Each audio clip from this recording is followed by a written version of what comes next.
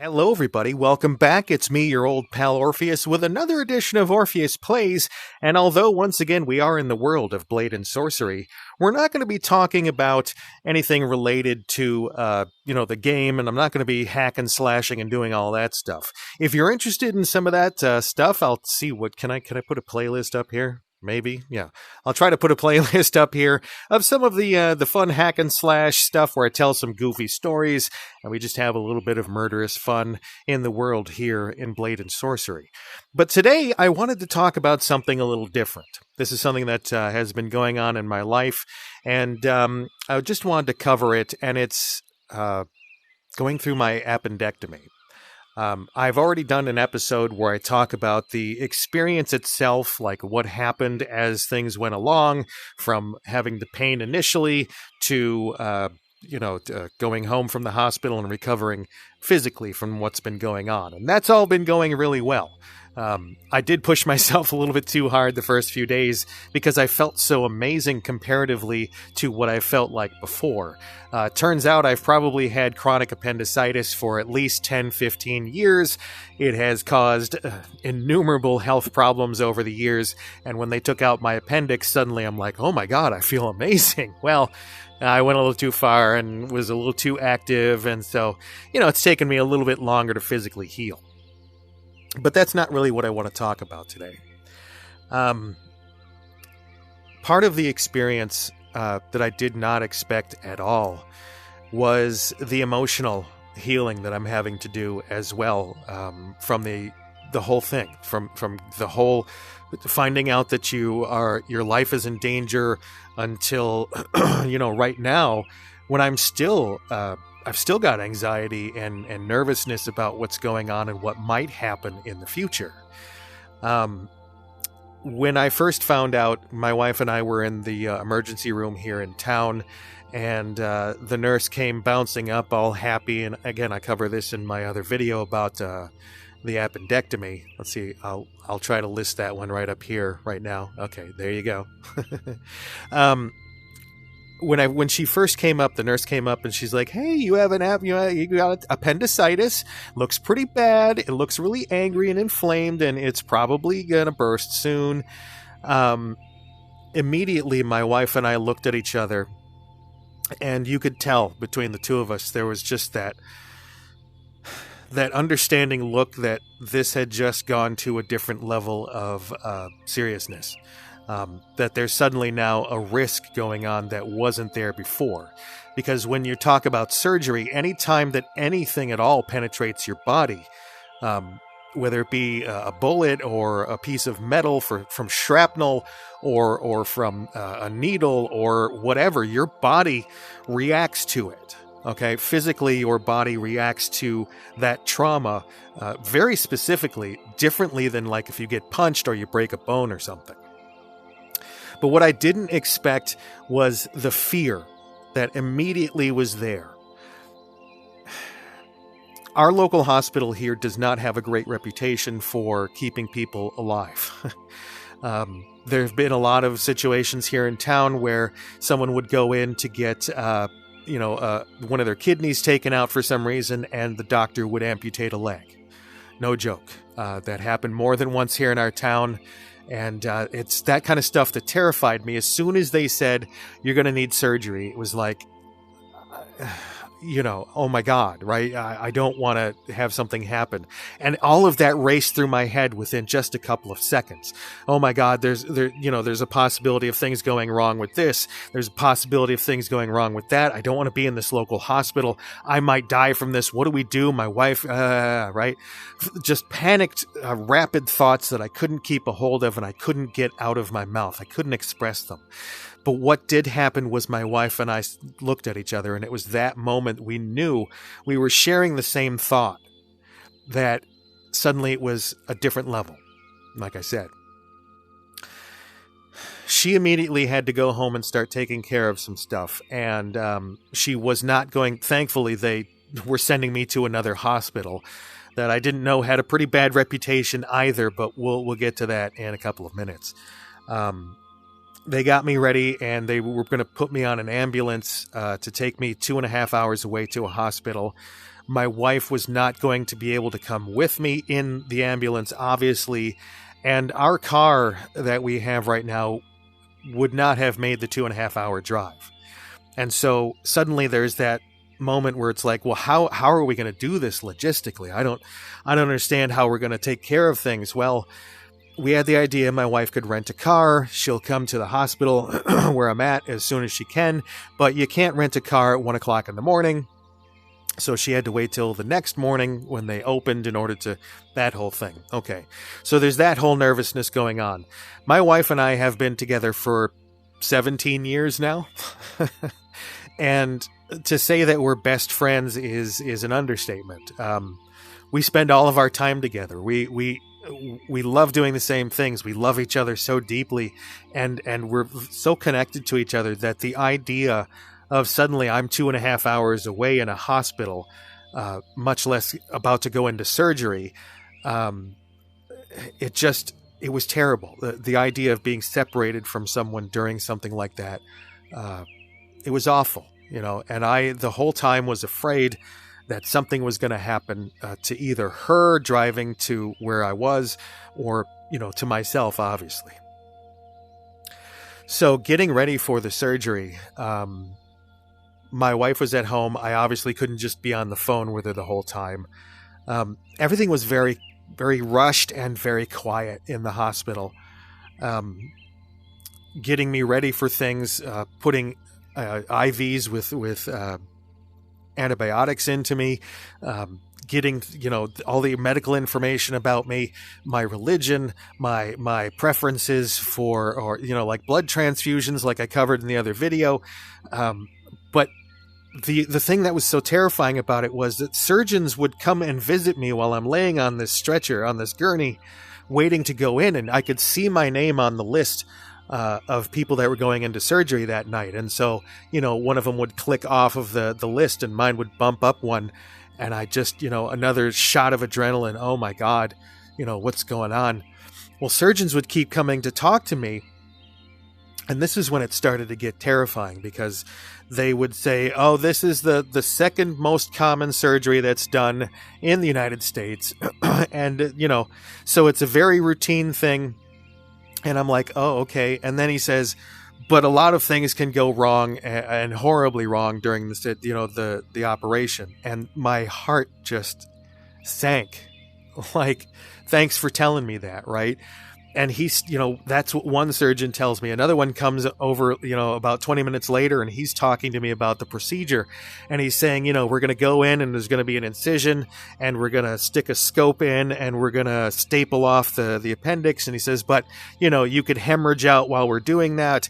That's why we asked about the blood transfusion. The appendix could already have burst. And he's going into details about how they're going to have to take it off of the inside walls and how it could be a horrible complication that could cause, clots to go up into my brain and stuff. And I'm like, why are you, I'm on pain meds right now. So I'm, kind of out of it. But at the same time, this guy's telling me all this horrible shit that could happen to me during this operation. And, like, dude, I'm about to go under, right?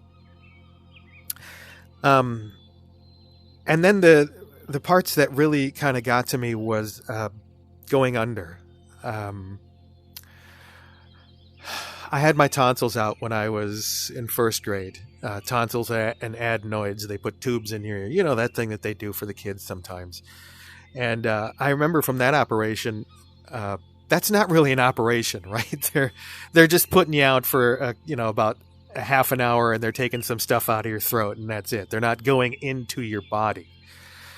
But for that one, I remember, they wheel you into the operating theater, and they put, the gas mask on, and they tell you, okay, count backwards from 100, and you 99, 98, and then you're out, right? That's all you remember. And then you wake up in your hospital room later, and, oh, here's some ice cream, and we'll see you later.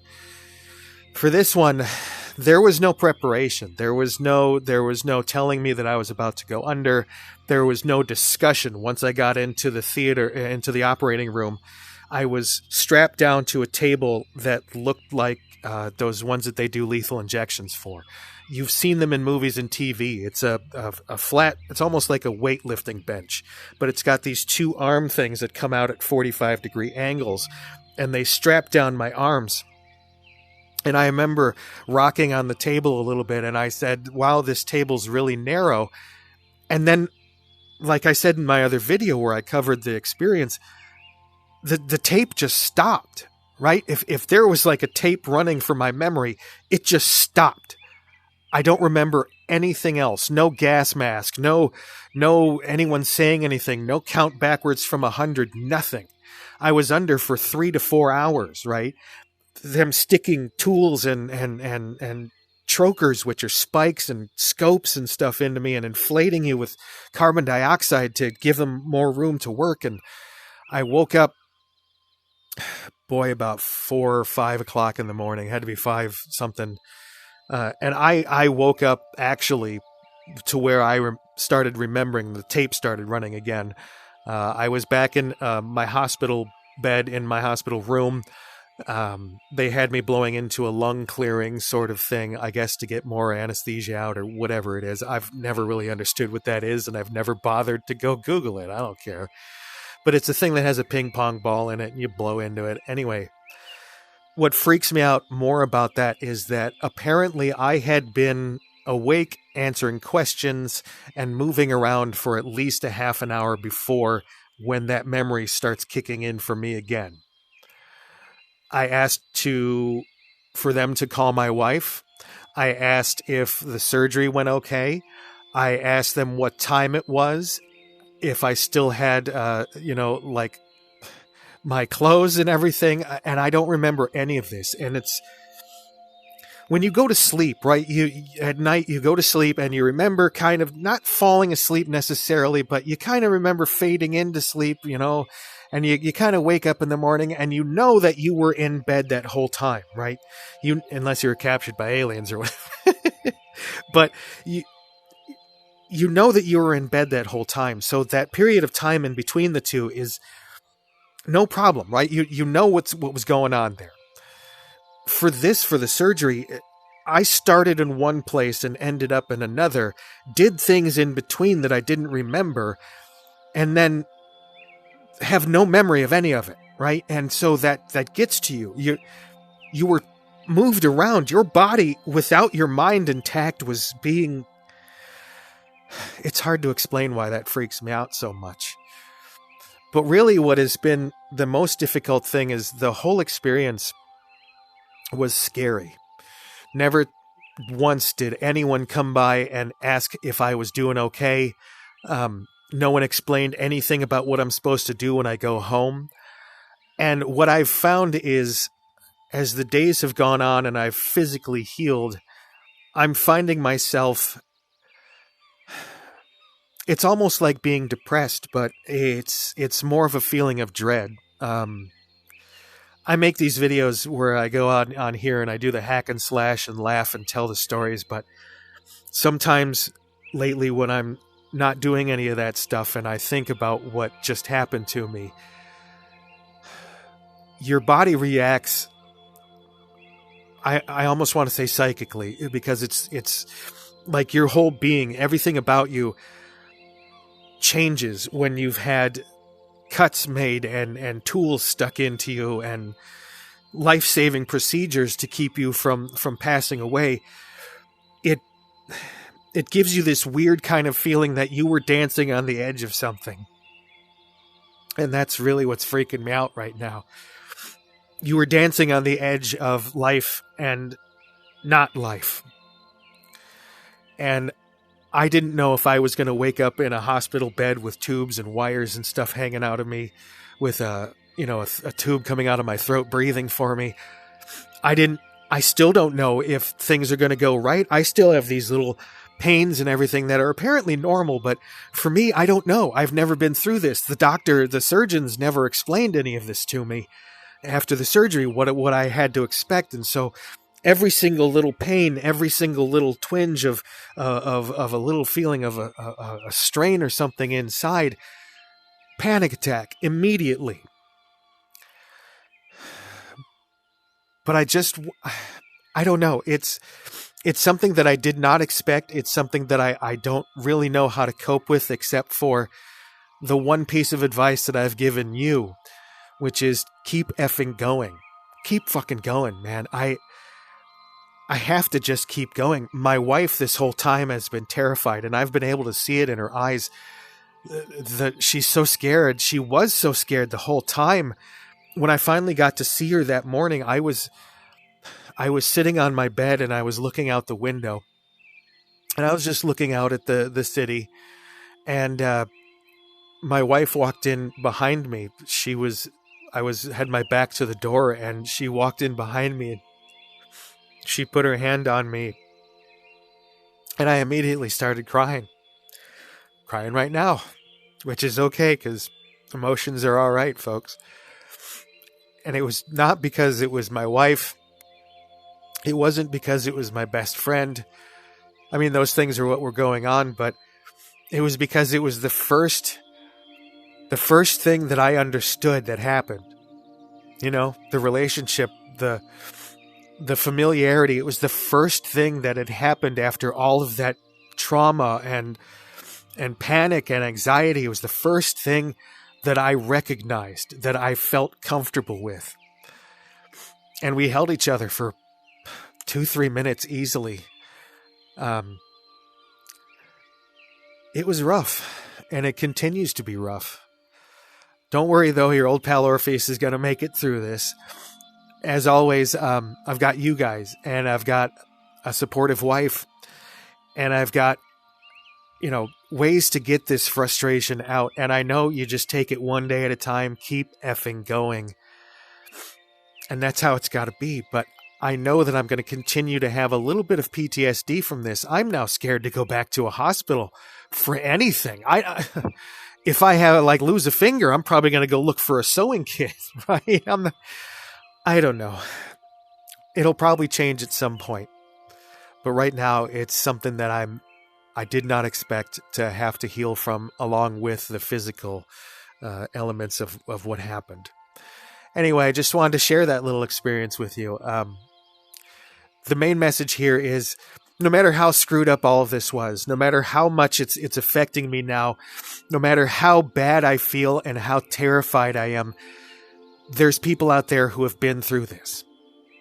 And I know that I'm going to make it through this. And I know that I have support. If it's only from one place, my wife, or from you, or from just the knowledge that I've gained from the experience of knowing that it's all right. Things happen and you go on with life. Anyway, that's my little ramble about that. I hope it helped. I hope it gave you a little window on how things can happen in life that you just totally you didn't know were coming, and how you deal with them afterwards. Anyway, hope you do well. Hope you continue to do well. Treat yourself well. You deserve it. We'll see you in the next one. Bye.